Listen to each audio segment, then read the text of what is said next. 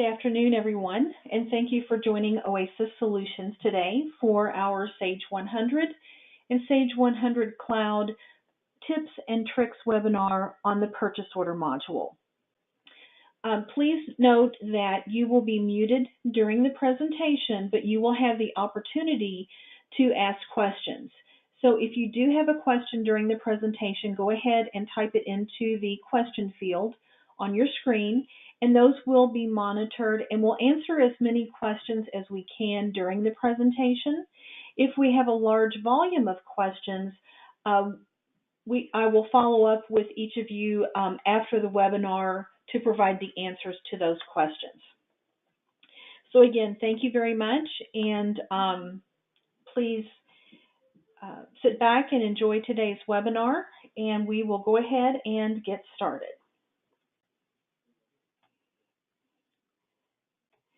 So what we're going to talk about today is we're going to go through some of the features and the functionality within the purchase order module.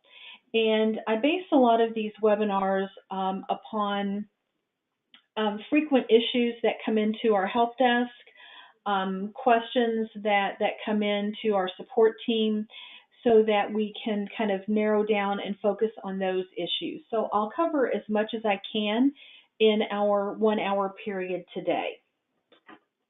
So what I'm going to start with is I'm going to go to the purchase order module, and I'm going to start under setup, and we're going to go into the purchase order options, and I just want to highlight a couple of areas within the setup options.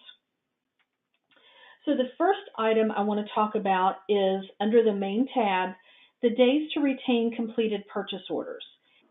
And in my demo data, it is set to 0. You can have a maximum of 999 days in this field. And what this does is when you do a period end processing in your purchase order module, it is going Pam? to go out. Yes. Hi, Pam. It's Jody. We cannot see your screen. Oh, you cannot. Okay. Thank you. There we go. Yeah. Thank you. Okay, thanks. Sorry about that. Thank you, Jody. Okay, well, let me actually close this screen for everyone and go back and start from the beginning. So under the purchase order menu, under setup, I then went into purchase order options.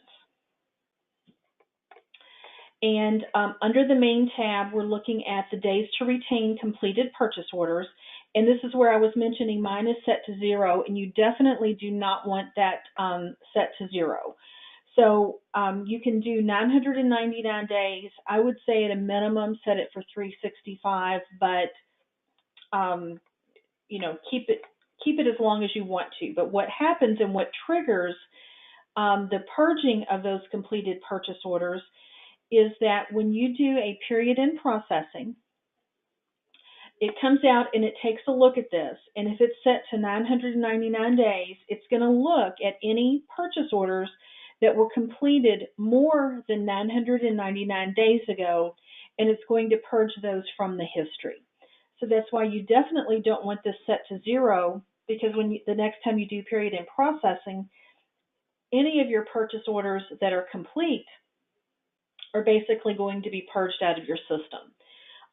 So that is what triggers how long it's going to keep that history when you do period end. The next item is you have the option to automatically close partially received purchase orders. And I see this used in industries where maybe you're doing bulk purchasing. Maybe you're buying a tanker load of fuel, you're buying a tanker of oil, you're buying a semi full of corn, something of that nature, and you may not get the exact number of gallons or pounds that you've ordered, but obviously if you order 10,000 gallons of fuel and you get 998,000 or 998 gallons, you may not, you're not going to get 2 more gallons of fuel. So you can tell it to close partially received POs and then actually give it a variance so that if it's within a certain percentage complete, then it will go ahead and determine that that purchase order line is completed. And the last thing that I want to show you on this particular screen is post accounts payable invoices. And what this means is that you want to, when you receive your goods on your purchase order, and then there's another step for the receipt of invoice. When you do the receipt of invoice, you want it to post those invoices to AP. So most individuals do use this functionality. So if an invoice comes in that's PO related, they do a receipt of invoice in the purchase order module. If it is AP only based, then they do the invoice data entry in the accounts payable module. Okay, so the next area that I would like to talk about is I'm going to go to the third tab, which is the Generate tab. And you now have the ability in the past few versions to combine sales orders by vendor. And basically what that means is if you have multiple sales orders and those line items are all by the same vendor, and I guess stepping back a minute, you can generate purchase orders off of your sales orders. So what this will do is, in previous versions, if you had 3 sales orders out there and the vendor was Oasis and you had it auto-generate a purchase order, it would actually auto-generate 3 separate POs to Oasis, and it would be broken down by sales order. What you can do now is you can combine, and you could have those 3 sales orders where the vendor that you're purchasing the product from is Oasis. When you auto-generate that PO, it would create one purchase order to Oasis, but it would break down the lines of those individual sales orders. So I wanted to let you know that that feature is available in your system. Then we're going to go to, excuse me.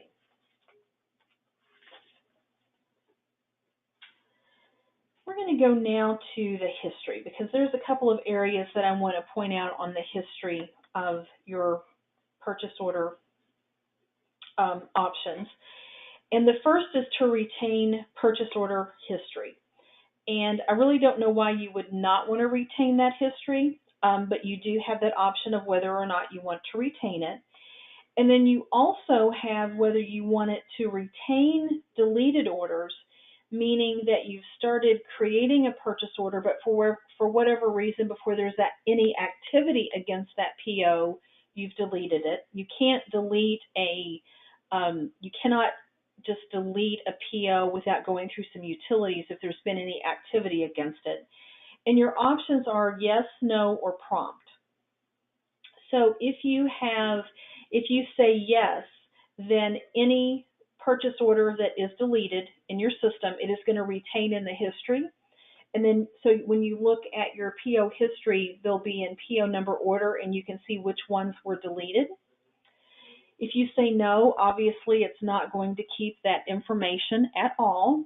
And if you say prompt, it's going to then prompt you for a code on why that's being deleted. So you can have it set up at the purchase order level itself, or you can even drill down and have it at the lines level. So if you created a purchase order and it had 15 lines and you went back and deleted a line, then you could also say whether or not you wanted it to save that history, to retain that information. You might do it for audit purposes.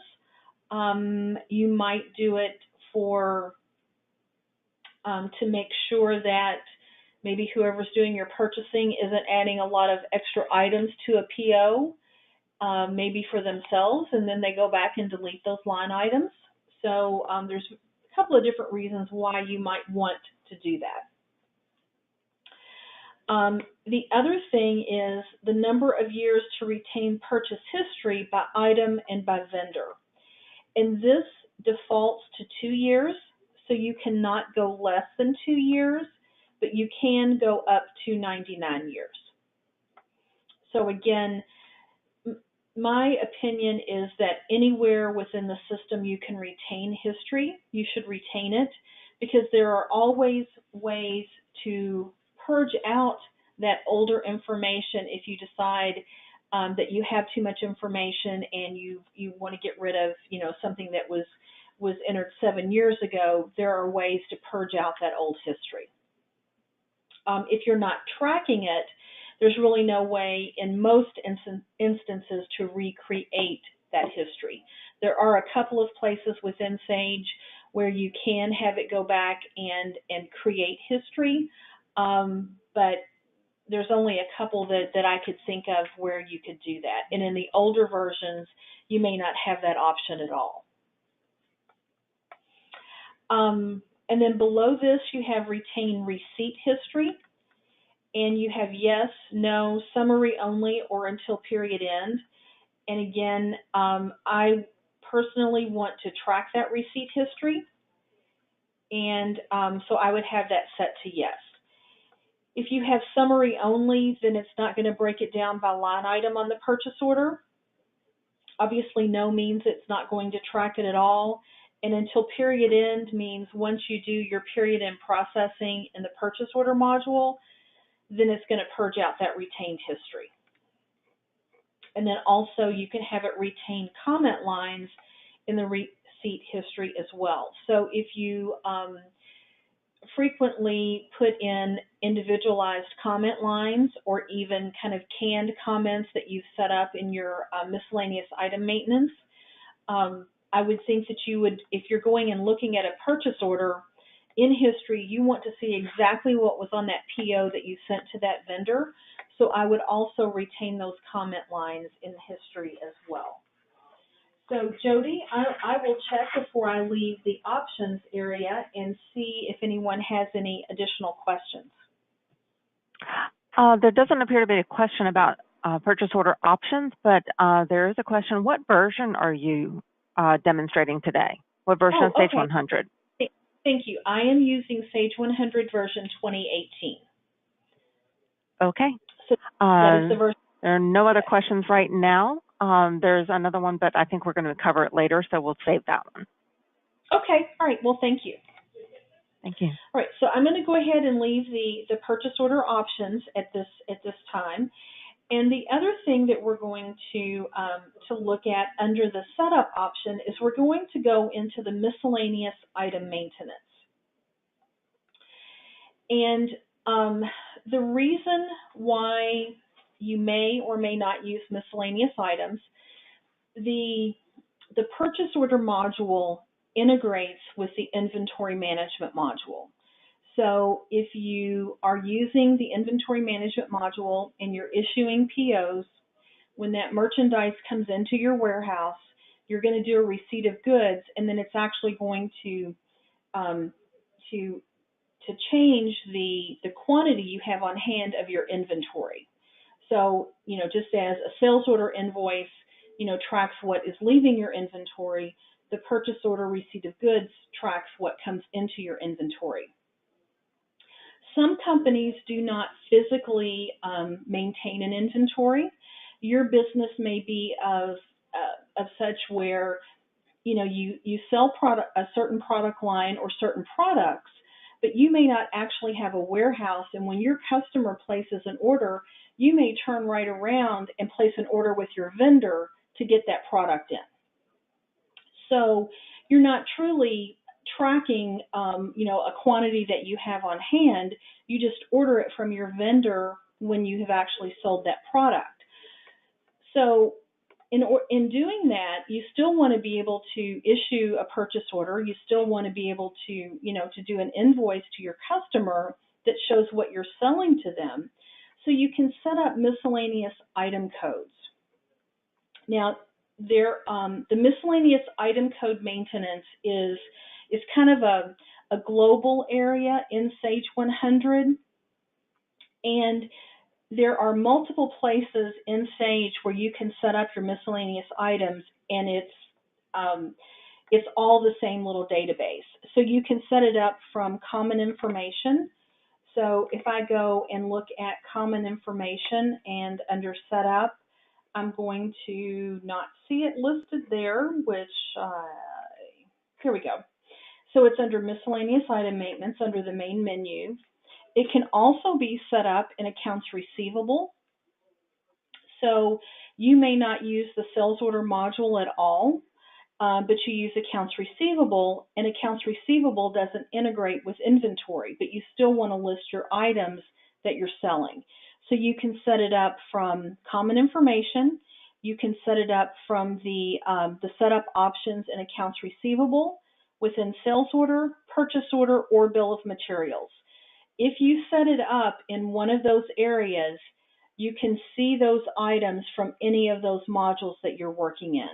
So if I set it up under purchase order where I'm working today, and I go into sales order to issue a sales order, I have access to those miscellaneous items. So within the miscellaneous item maintenance, you have three things that you can track.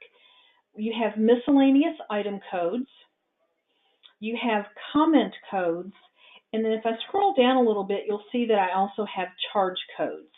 So let me show you the difference of what those are and how they are managed and why you would use one versus the other. So I'm just going to select this first miscellaneous code. If you notice on a miscellaneous code, there are many more things that I can actually track.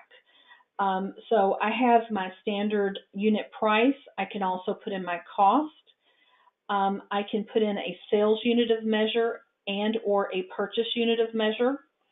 And then I can also, I mentioned to you that you can see these items in the various modules, but when you set this up, you will actually say whether or not you want it used in the various modules. So this one is saying it wants to be used in accounts receivable, but if you'll notice, it doesn't allow me to use it in purchase order. And see how my purchase unit of measure is grayed out? If I check this box, it then opens up this field. And the same with if I click on allow in sales order, then I also have these additional fields that are available. When I go to the accounts tab, I can see that it's going to allow me to track my sales account, my cost of goods, as inventory account if applicable, and my purchase account. And then also there's a little history tab that's kind of give you a kind of an overview of what you've sold and purchased for that particular item. So I'm going to go ahead and click accept here. And the next thing that I want to show you, actually let me just step back one second. You also can have an extended description of a miscellaneous item. So just like you can, for those of you that use the inventory management module, you can also put in a detailed description for a miscellaneous item as well. So as I said, I'm going to accept this, and then the next thing I'm going to do is I'm going to pull up a miscellaneous charge. And we're going to look at a few of the differences on a miscellaneous charge. Typically, a miscellaneous charge is more of a flat fee that you're charging. So maybe you have a core charge that you're charging. Maybe it is a labor charge, something like that. But you'll notice I can't associate a cost with it. I can associate a price, but not a cost.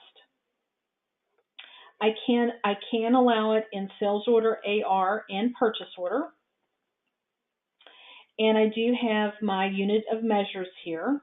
The other thing I didn't mention in the last one, but if you track commissions for salespeople through the accounts receivable module, you can also say whether or not these are subject to commission.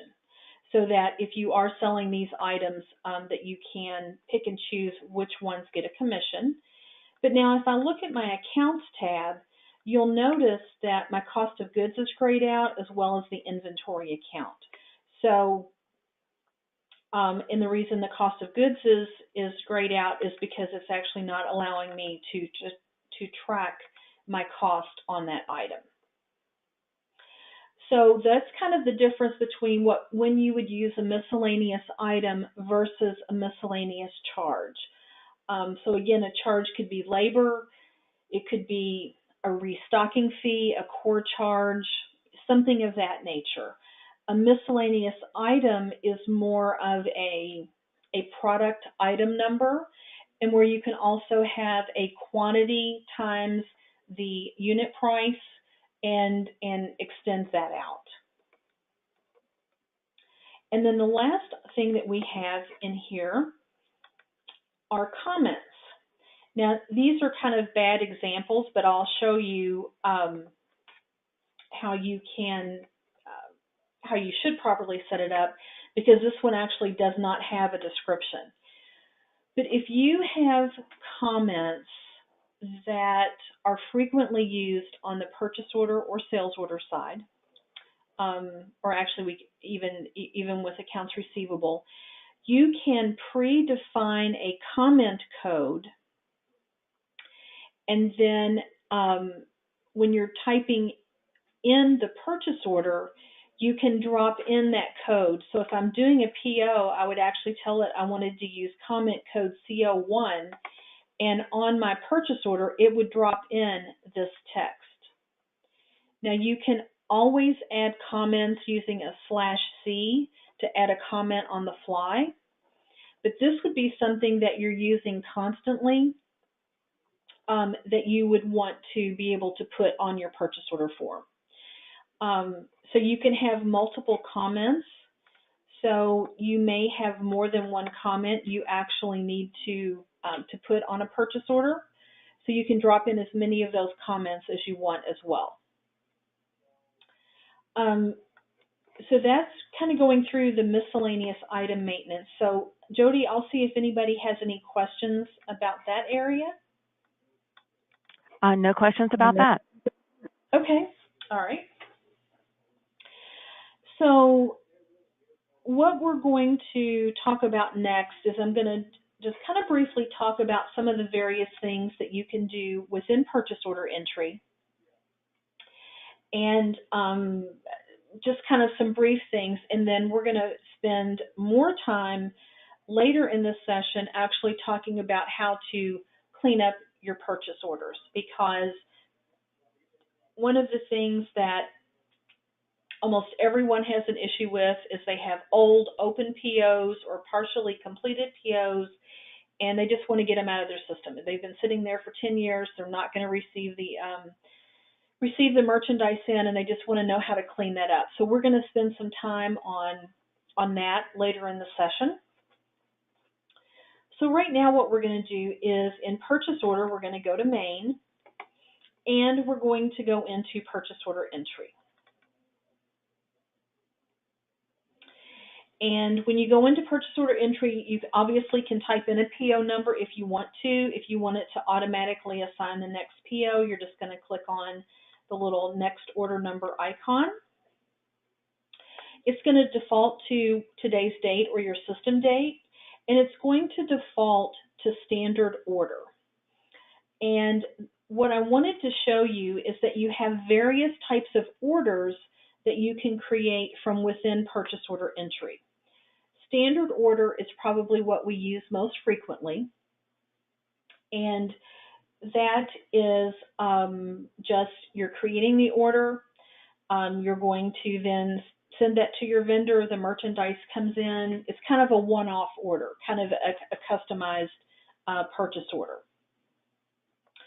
A drop ship is something that you are ordering from a vendor, but you're never going to receive it into your warehouse. It's automatically going to be sent somewhere else.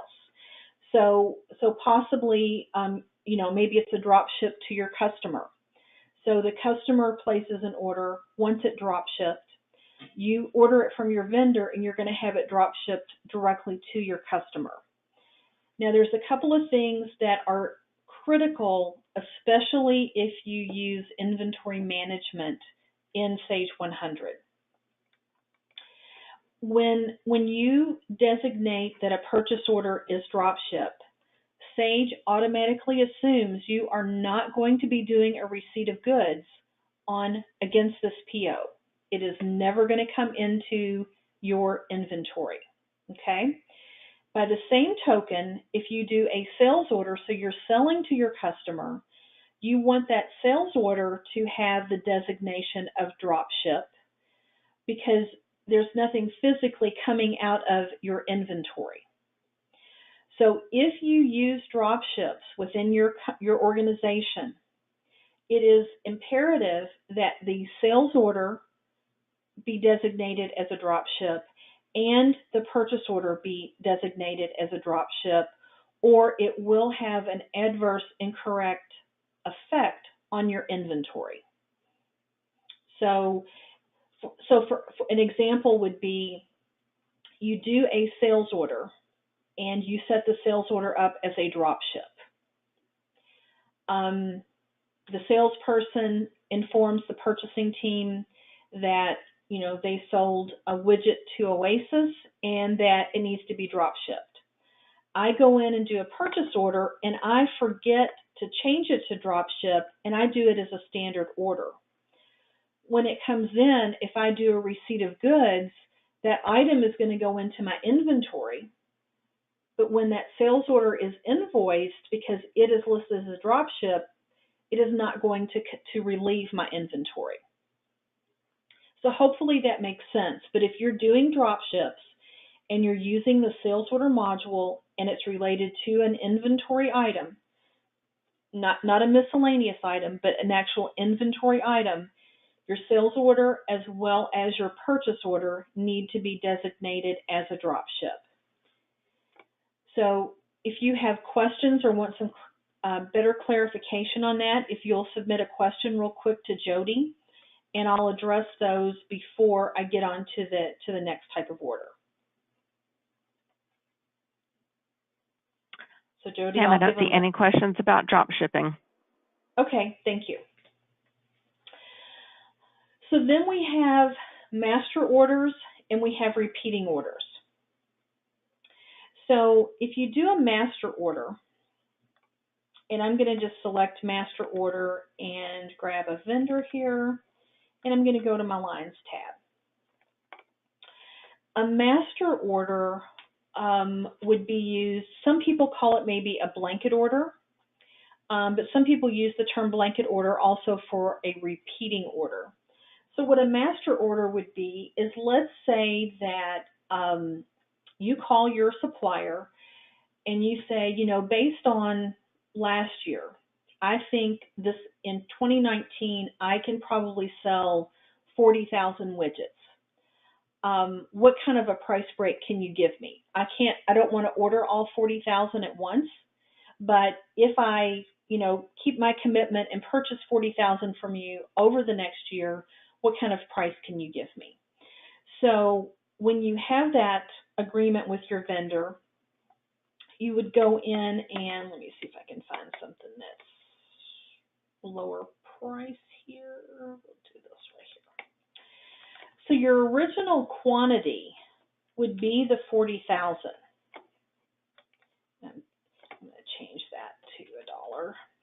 So this is where your original quantity would be.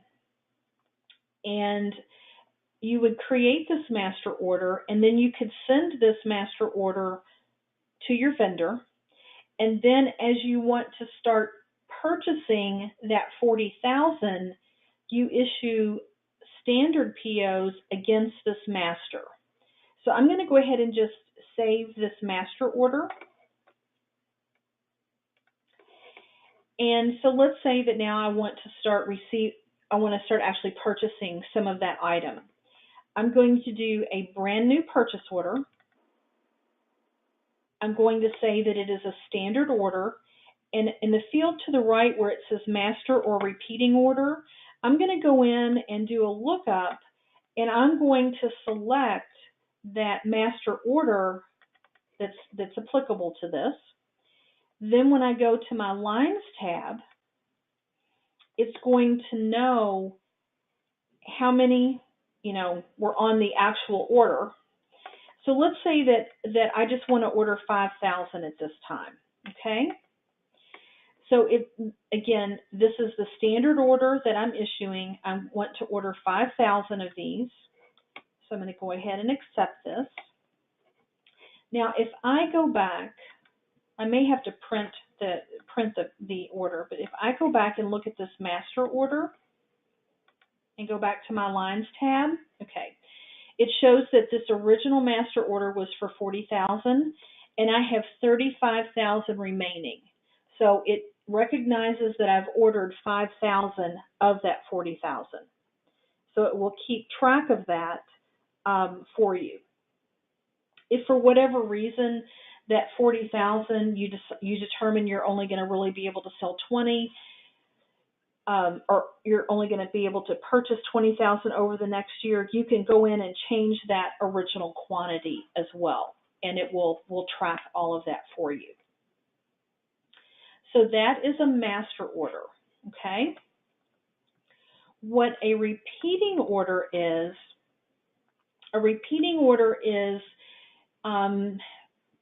maybe you purchase the same items from the same vendor every single month to kind of replenish your inventory. So that's where you would do a repeating order, and it's almost, if you think of it as like a template. So you're going to go in and you're going to set it to a repeating order. You're going to go to the Lines tab, and I'm just going to grab some items real quick.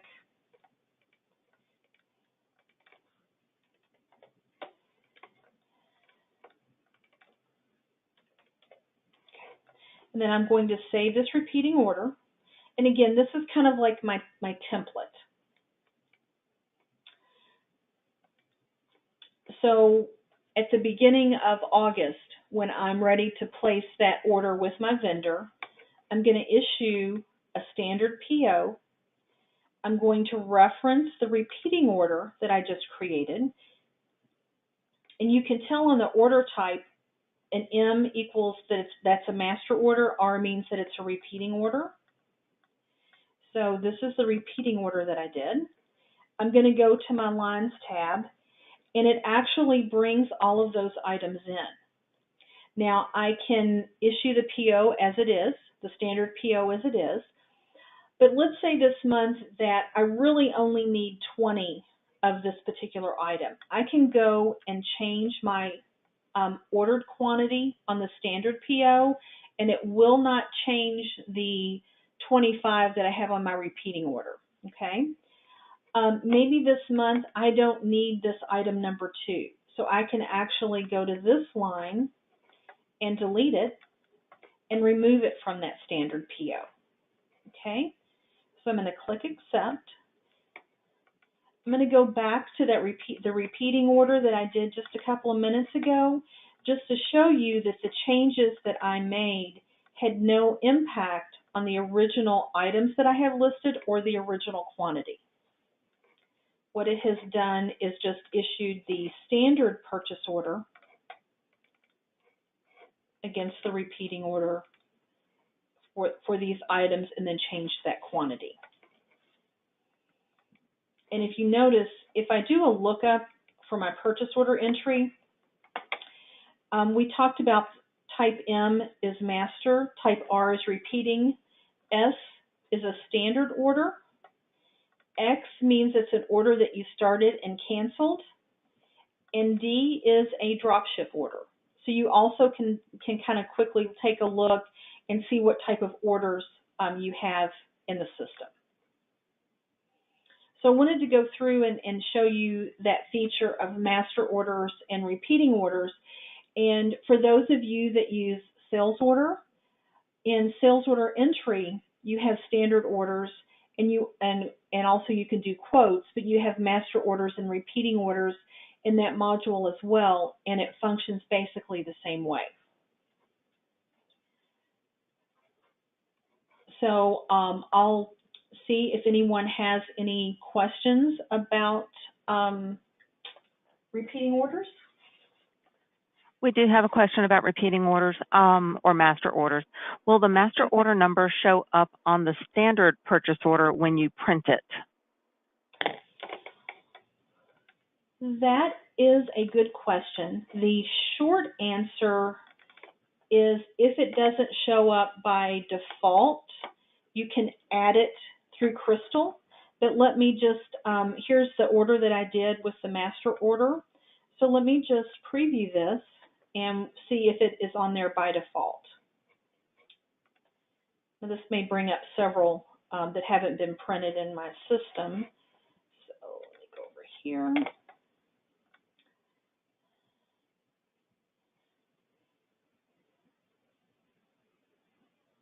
It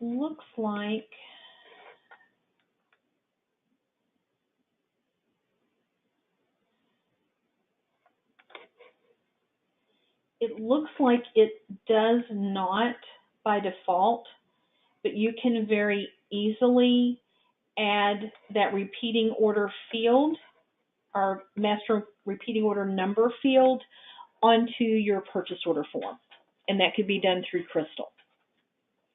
So it appears that it doesn't do it by default, but it does. We can see if I get.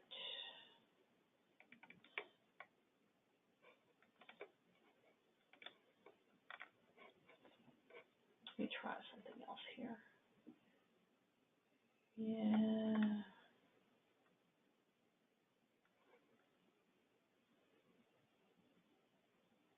Yeah, it looks like you would have to just add that field through Crystal Reports, but that should be something that could be done very easily and very quickly. Thank you. That was the only question. Okay. All right. Want to we're not going to get into these because I do want to spend more time on cleaning up purchase orders and talking about purchases clearing. Just wanted to let you know that receipt of goods, when the merchandise comes in, you're going to do a receipt of goods entry. If you have inventory, you definitely want to do the receipt of good entry because that is what then actually puts that product into your inventory count. If you're using miscellaneous items, you can do a receipt of goods if you want that to be part of your process, but it doesn't post anywhere. So it doesn't bring, it doesn't say that one of those was received other than noting it basically with your PO history. And then when we looked at the options earlier and it talked about integrating with the accounts payable module, that's when you go in and you do a receipt of invoice. So if your purchase order module is integrated with AP, then it's very important when an invoice comes in that's related to a purchase order that you do not go into AP invoice data entry and enter that invoice, but that you actually go into the receipt of invoice entry and key that in. And we're going to kind of look at the effects if you do that incorrectly in just a few minutes. So again, we have the receipt of invoice entry and then the receipt the receipt of goods and the receipt of invoice. And one thing let me show you just very quickly on the receipt of goods entry. I'll just grab a PO here real quick, one that I know we haven't received. When you do a receipt of goods, there is a field for the invoice number. If you leave this blank, then all it's doing is receiving the goods in, and then it's still going to expect you to do a receipt of invoice, which is the other item here. If you put in an invoice number here, then it's basically the same as doing the receipt of goods and the receipt of invoice simultaneously. So if you put in an invoice number here, it's basically doing both of these functions at one time. Most of the time you probably don't have the invoice at the time you receive the merchandise in, and that's why it's done separately. But you can do a receipt of invoice within the receipt of goods. So I just wanted to kind of point that out. Most of the time you may even have two different departments or two different people that manage that. Your receipt of invoice may be maintained by your accounting department, and the receipt of goods would be handled by warehouse department, and you may not want them being able to do that invoice entry. So I did want to point that out. And now we're going to spend some time talking about how to clean up your purchase orders and how to kind of figure out what's outstanding. So one item that I wanted to show you is under period end, you have the purchases clearing report. If you don't look at this report, you might want to take a look at it, but then don't be frightened because it may be huge, especially if you've been using the system for a long time and people aren't consistent keeping the purchase orders cleaned up. So the purchases clearing report it's really used to kind of simplify the reconciliation of your purchases clearing account. So in your general ledger, you should have a purchases clearing account, and it's kind of like it's a liability holding account that when you do a receipt of goods, it is going to hit your inventory account and your purchases clearing. When you do the receipt of invoice, it's going to hit your AP account, and the offset of that is it's going to come out of purchases clearing. So from a standpoint of if everything that comes in is received and there's an invoice against it, that purchases clearing GL account is just a wash. Also, the purchases clearing report dollar amount should match what your general ledger says.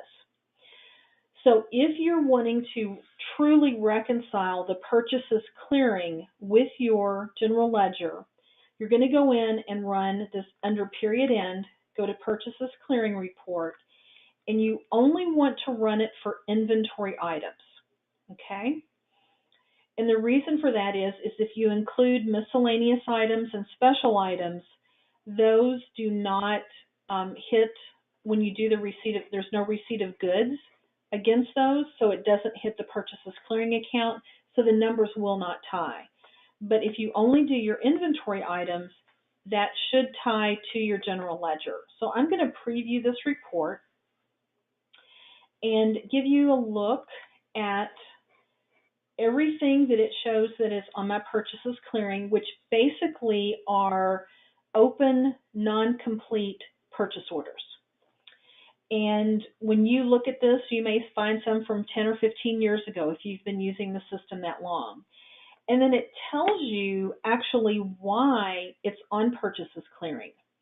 So within Sage 100, a purchase order is not considered complete until it is fully received and fully invoiced against, or you've received the invoices against it. So if I look at this first item, trying to figure out why this is on the purchases clearing, I ordered 100, I've received 99, and somehow on this one I have a -1 invoiced. So obviously somebody kind of made a mistake there. But unless the quantity ordered, the quantity received, and the quantity invoiced all match, it's not going to come off of this report. The next example, I ordered 66 of these items. I've only received 50 in, so it still assumes I'm going to receive 16 more, and I haven't been invoiced for any of them. So again, that's where it's then calculating what that purchases clearing would be. So if I go to the bottom of my report, it's going to give me a total here, and that number, and I can guarantee you my demo data, it won't match because we play around with too many things, but the number on this report should tie into my general ledger, okay? Now I'm going to close this. I'm going to go back in and run this report with everything. So I'm just going to click all types and click preview. And you'll notice that I have more items because it's also going to list miscellaneous items. It's going to list miscellaneous charges. So they're listed on here, and also you can tell that number is different. So, so that's why if you're trying to tie in the report, always run it just based on the inventory. And also in the later versions, you can also calculate it based on the last unit cost or the net amount received minus the invoice amount. So if you are wondering why are all these old POs out there, or maybe there's even one from March and you're trying to figure out why it's not completed, go in and run this report, and it will tell you exactly why the system thinks that it is a non-completed purchase order by taking a look at this. So you may have an instance where, let's say that you ordered 10, you received 9, and you were invoiced for 9, and you're not going to get that extra 1. The system isn't going to know that, and it's going to stay out here as an open or back-ordered purchase order forever. So there are various ways to clean these purchase orders up, but the first thing that you need to do is really research why is a purchase order open. You know, maybe it shows you ordered 10, you received 9, and you were invoiced 9, and maybe you do want that other item, and maybe the vendor just forgot. So you might want to call the vendor and say, hey, we still show that we have one of these on back order. When are you going to be shipping that? Another might be that the first example that I gave, that you know you're not going to receive it, so you really do want to just get that purchase order completed. So go through and take a look. And like I said, I've had some folks that have had this purchases clearing report, they run it, and maybe, you know, the 2 or 3 people in that position prior to them never cleaned anything up. And that report may be, you know, 200 pages long. And it's going to be way too much to go back and try to figure out. So maybe you do a starting point of, well, I'm going to look at just open POs for 2017 through today of 2018, and anything prior to that, I just want to get rid of. So there's various ways that you can do that. So what I'm going to do is I'm going to pause for just a second, and I'm going to see if anyone has any questions specifically related to the purchases clearing report. Yes, Pam, we do. When you do a receipt of invoice with the receipt of goods, does it run through the purchase clearing account? It does not. So if you do a receipt of goods and put in the receipt of, and excuse me, if you do a receipt of goods and put in an invoice number, and everything is complete, then it does not hit the purchases clearing. Primarily, the purchases clearing hits at the point you do the receipt of goods only, and then it comes out when you do the receipt of invoice. Thank you. So, that was the only question. Okay. All right. Okay. Thank you. So the one thing that I want to tell you, the first thing I want to tell you is that if you're going to go in and you're going to purge out anything in Sage, whether it's what we're talking about today or anything else, I would suggest that first you always make sure that you have a good backup. Because if you make a typo and you meant to say to purge anything dated prior to 12/31/2016 and you accidentally typed 2018 and it purges out all of your POs, you're going to want to be able to restore that information.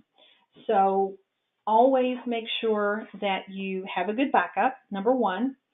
Number two is not everyone in your organization should have access to be able to get into these utilities.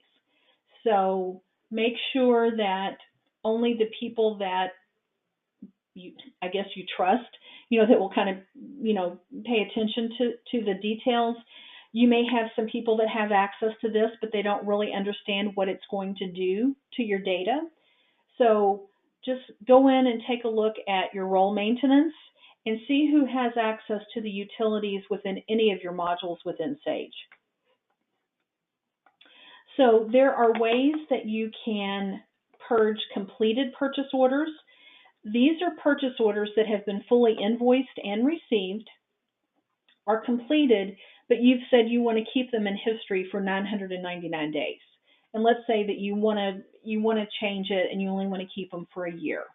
You can go in and purge out completed POs. The master and repeating orders that I showed you a few minutes ago, you can put an expiration date on there. So if you want to purge out your old expired master and repeating orders, you can do that. You can purge out your completed or canceled purchase order recap file. There's kind of a secondary history file that keeps a recap of those purchase orders. Purge obsolete purchase orders, your PO history, various things.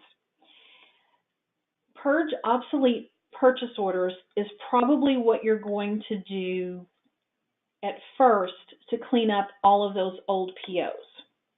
So again, before you even begin this process, what I would do is I would make sure that you have a good backup of your entire Sage. Don't just back up your PO data, because if you have, if somebody else in the purchasing department is doing entries, doing purchase order entry, if your accounting department is doing receipt of invoice, that type of thing. So you want to back up everything. You want to make sure that nobody is doing anything in the system that will affect the purchase order module while you're doing this. So you're going to remove obsolete purchase orders on or before, and I could do 12/31/2016. I could do it for all POs, or I could even do it for a range. So, you know, maybe you want to do it by number, PO number versus just the date range. But when you click on this, and I'm going to go ahead and click proceed, it's going to ask you again, do you want to remove these? And if I say yes, okay, it's going to come up, and now it's asking me for a cancellation code because I have told it I wanted a prompt if I was going to get rid of a PO. And we'll just do this, do okay. So basically it has gone through that process. So if I go in and I looked at my purchase orders, anything prior to 2016 is going to be gone out of my system. Now, what it doesn't do is it will remove them from my purchases clearing report, but there's no journal entry associated with that purge, if that makes sense.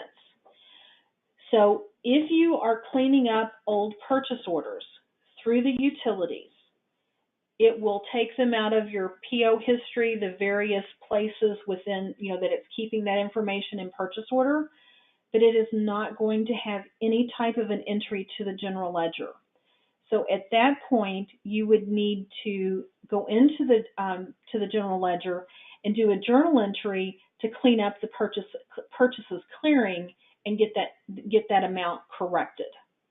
So that's one thing that I found that people have done maybe in the past. They've purged and cleaned up stuff, and maybe they've never really tried to reconcile to the GL, and then when they try to, it doesn't match and they can't figure out why there's such a discrepancy. So anything that you do in here, any purchase order that you delete one-off, you know, if you change the quantity or from back order, and you're able to delete a purchase order, which there's very rare instances where you can actually do it one-off within the purchase order entry, it does not do any kind of an entry to the general ledger. So you have to manually do a journal entry to clean up your purchases clearing. So does Jody, are there any questions about the utilities or? Yes, we do have a couple of questions. Will the purchases clearing report match the general ledger after the utility is run? No. So let's say that you run the purchases clearing report. Let me see what I've done to my report after I did that purge. And I'm just doing inventory items only. So if I'm looking at the report, and this is what my total report is, and that's what should be tying to my general ledger. If I clean out, I'm looking at some of these dates. Okay, here's one from 5/29. So let me go and that was 2020. I've got future dates on here. So do this. 05/29/2020, correct? I know that falls within a current year. To proceed, yes. I'll just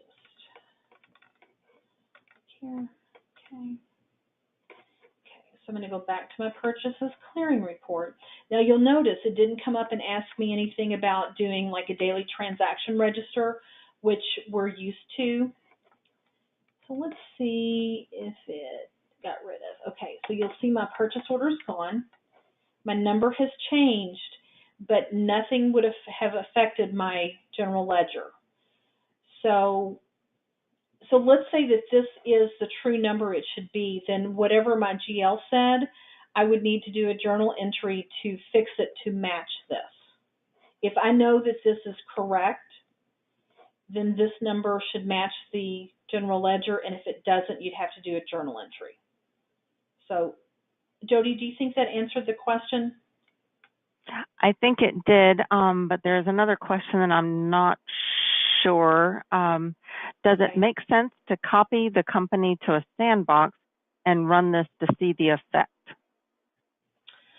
I think they're asking, does it make sense to test these clearing utilities in a test company or a copy company? You certainly can do that.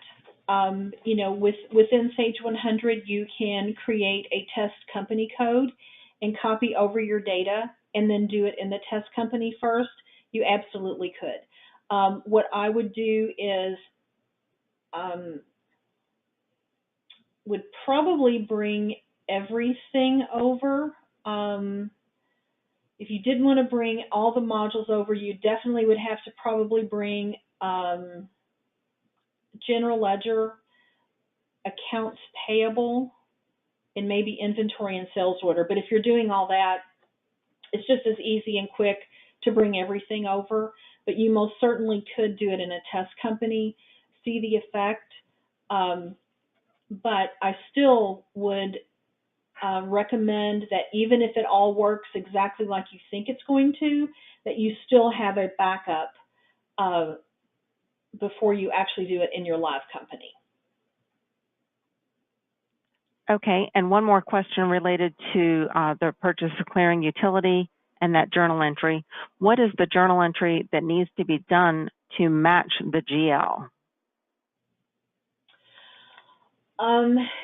It really depends on what you are cleaning up and what has hit the inventory, what maybe needs to hit AP. So I don't know that there's one answer for what the offset to that entry would be. It would be more of what you're cleaning up and why, and then we could look at that and give you some advice on what that offset entry should be, if that makes any sense. I think that makes sense. Yeah, because there could be several different offsets to that purchases clearing account. Journal entry. So I don't want to give one answer because the standard, what might be most of the time may not be what would affect the person that's asking. So I would rather, That's why you really kind of need to do your due diligence to determine, what you're wanting to get rid of and why. And then, and if you're in a situation where, again, you have a 200-page report and some of these, and you've got, 50 pages of POs that go back 10 years, then, it may be best just to do it offset to, another miscellaneous account rather than trying to figure all that out. But it really is kind of a recommendation on a customer by customer basis, depending on your situation. And okay. Actually gotten through our hour, so if anyone has any additional questions, go ahead and you can ask them very quickly. And we do have one more question from earlier on. I wasn't sure if you would cover it or not, or if it can be covered today. Is there a way to get a cash requirements report based on purchase order, expected delivery date, and vendor's terms?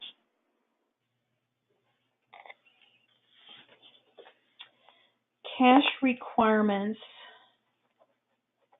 based on, can you ask that again? A cash requirements report based on PO, expected delivery date, and vendor terms. The short answer to that is not a standard report from within Sage. There is a cash requirements report within the accounts payable module, but it is based upon invoices that already exist in the system. And it takes a look at the invoices in the system based upon the due date, and you can do the cash requirements, run that cash requirements report. What they're describing, because I'm not a crystal reports expert, I can't say with 100% certainty that it can be done, but it's something that if they really need that report, we certainly could take a look at what would be required to do a report like that, and let them know how much time and what the cost would be to do that. But as far as a canned report in the system, that does not exist. Okay, that was the last question today, Pam. Okay, well, I just want to let everyone know that this session is being recorded, and you all will receive a follow-up with a link to the recording. It will also be on our website. They're typically posted within about a week, so by the end of next week, you should have received the link, and then it also should be available on our website. So if you want to share the information with any of your team members, they can use the link that you're emailed, or they can go out to our website at any time and review this webinar or any of the prior webinars that we've hosted this year. Those are also listed on our website. So thank you very much. And next month we will be doing sales order tips and tricks. So that will be our August webinar, and you all will be receiving information about that. So thank you, everyone. And if you have any other questions or we can help you with anything, let us know. Thank you, Pam. Bye-bye.